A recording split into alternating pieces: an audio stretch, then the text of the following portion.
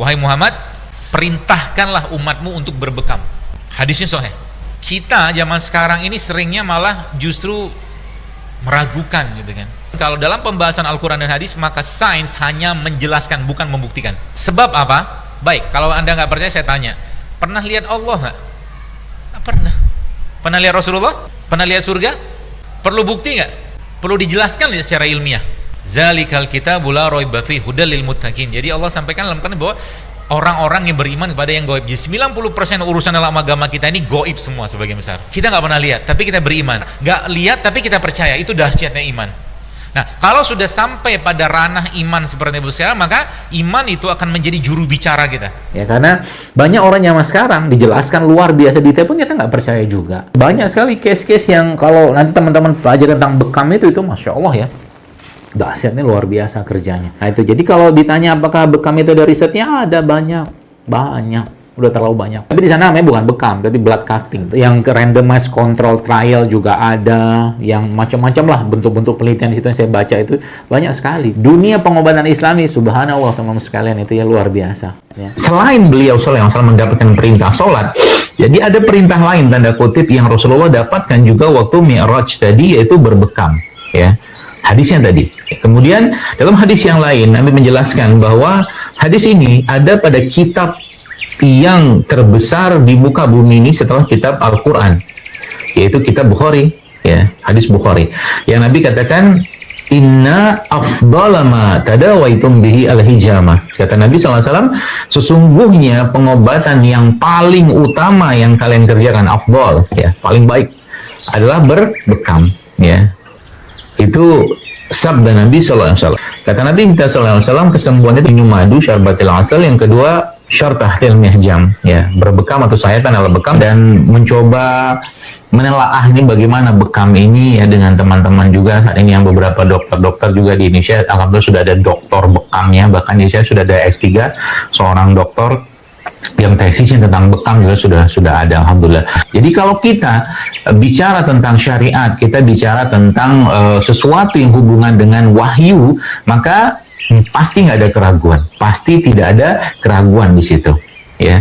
Tinggal bagaimana nanti kita bicara tentang pelaksanaannya, itu urusan yang kita bisa sesuaikan dengan kondisi zaman, ya. Jadi itu dasarnya, secara dalilnya, ya.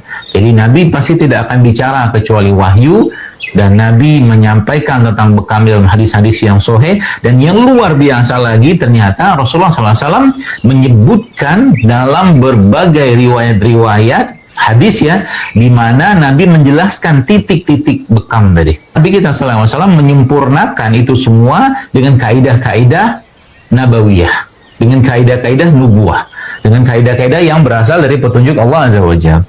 Ya, contoh mungkin pernah disebutkan dalam sebuah riwayat Nabi kita SAW meminta berbekam saat beliau lagi ihram, sudah lagi umroh seperti itu. Lalu beliau mengatakan dalam sebuah hadis, saat itu kepalaku pusing, ya, kepalaku pusing dan aku meminta, ya, berbekam di kepalaku, ya, seperti itu. Jadi titik-titiknya ada dari mulai puncak kepala, kemudian di leher, ada di bahu, ada di pinggang, ya, ada di kaki, ada semua, ya.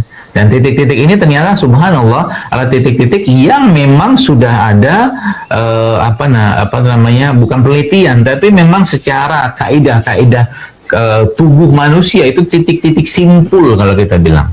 Ya, bahkan waktunya pun Nabi kita SAW menjelaskan waktu bekam itu paling baik kapan, ya. Nabi menjelaskan, kalau teman-teman yang pernah membaca hadis tentang hadis puasa Ayyamul Bid.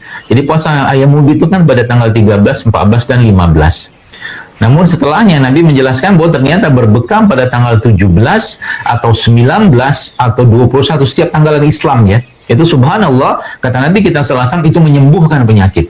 Jadi ada protokol. Jadi kalau kita bicara sekarang tentang wabah ini dan kondisi saat ini, sebenarnya protokol Islam itu sudah sangat-sangat komplit, ya. Urusan tentang menjaga kekebalan tubuh kita itu semuanya ada dalam syariat yang Allah perintahkan dan dicontohkan oleh baginda Nabi SAW. Nggak perlu cemas sebenarnya. Ibu-ibu kalau mau browsing, banyak sekali riset tentang bekam ini, ya, banyak sekali.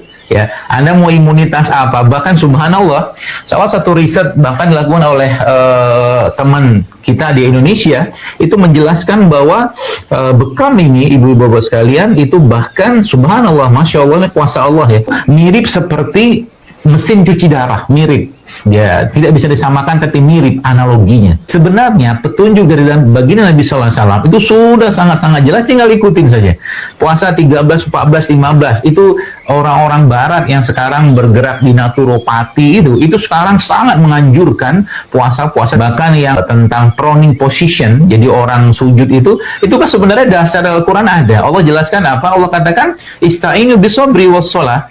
Jadi, kalau mau minta pertolongan, mintalah dengan sabar dan sholat. Sholat itu, Bapak sekalian, pernahkah kita berpikir? Ya, kenapa ada sholat subuh, ada sholat zuhur, ada sholat asar, ada sholat maghrib, ada sholat isya? Itu semua waktu-waktu tadi, ya, adalah waktu-waktu di mana terjadi perubahan irama biologis pada tubuh manusia yang kita dengan gerakan-gerakan sholat. Gerakan sholat itu kan gerakan apa? Stretching, relax, gitu kan?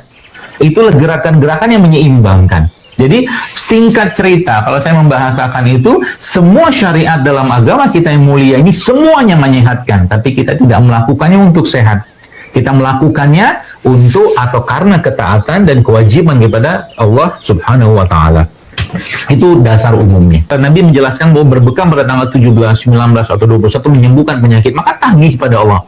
Ketika berbekam bukan cuma sekedar berbekam, tapi subhanallah ya, kita minta pada Allah agar disembuhkan dari segala penyakit dengan bekam tadi, dengan jalan sunnah ini.